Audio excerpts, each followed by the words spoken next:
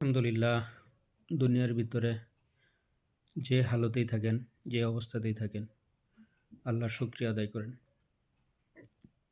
না শুকরিয়া করলে আল্লাহ তাআলা তার থেকে আল্লাহর নিয়ামতকে ছিনিয়ে নেয় আর তাদেরকে শক্ত আযাবে গিরিয়ে দেয়। যে আল্লাহ তাআলার শুকরিয়া হর হালতে আদায় করা।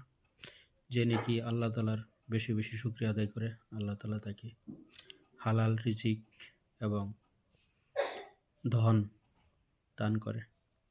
আল্লাহ তাআলা ধনী বানাই দেয়। আর যে নাকি না শুকরিয়া করে, তার আল্লাহ তাআলা যত নিয়ামত দিয়েছে নিয়ামতগুলা ছিনিয়ে নেয় আর শক্ত আযাবে গ্রেপ্তার করে দেয়। তো হর হালতে আল্লাহ তাআলার শুকরিয়া আদায় করা। আপনি বেমারে আছেন, আলহামদুলিল্লাহ। আপনি ভালো আছেন, আলহামদুলিল্লাহ। যে কোনো হালাতে আছেন, আলহামদুলিল্লাহ।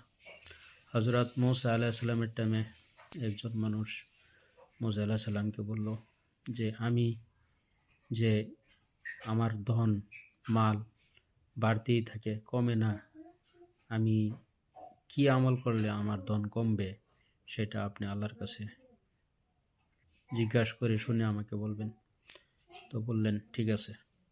আরেকজন মানুষ বলল যে আমি একদম গরিব, আমার কাছে কিচ্ছু নাই, আমি কেন ধনী হয় না, আপনি আল্লাহকে জিজ্ঞাসা করবেন, তারপরে কি বলে সেটা আমাকে বলবেন।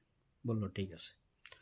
তখন আল্লাহর সাথে কথাবার্তা হওয়ার পরে যখন ফিরে আসলেন, যে ধনী ব্যক্তিটি যার ধন কম হওয়ার জন্য সে কোনো একটা আমলের জিজ্ঞাসা করছিলেন যে কী আমল করলে তার ধন কম হবে, তো সেই মানুষটির জন্য আল্লাহ তাআলা বার্তা দিলেন যে সে যেন বেশি বেশি না শুকরিয়া করে, যে আমারে আল্লাহ এটা দেয় নাই, ওটা দেয় নাই, ওটা দেয় নাই, না শুকরিয়া করে, তাহলে ওর ধন কমে যাবে। তখন সে বলল এটা তো কোনোভাবে সম্ভব হতে পারে না, আমি কেমন করে আমি আল্লাহর না শুকরিয়া করব? আমাকে তো সব কিছু আল্লাহ তাআলা দিয়েছে, সব দিয়েছে। আমাকে সুস্থ শরীর দিয়েছে,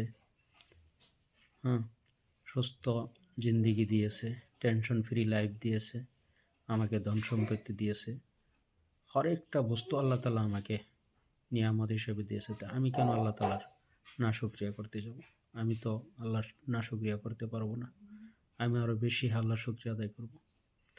আর তাতে কি বোঝা গেল যে আল্লাহর বেশি বেশি শুকরিয়া আদায় করে আল্লাহ তাআলা তাকে হালাল রিজিক দেয় আর আল্লাহ তাআলা তাকে ধন দিয়ে ধনী বানায় দেয়। আর যে মানুষটি গরিব ছিল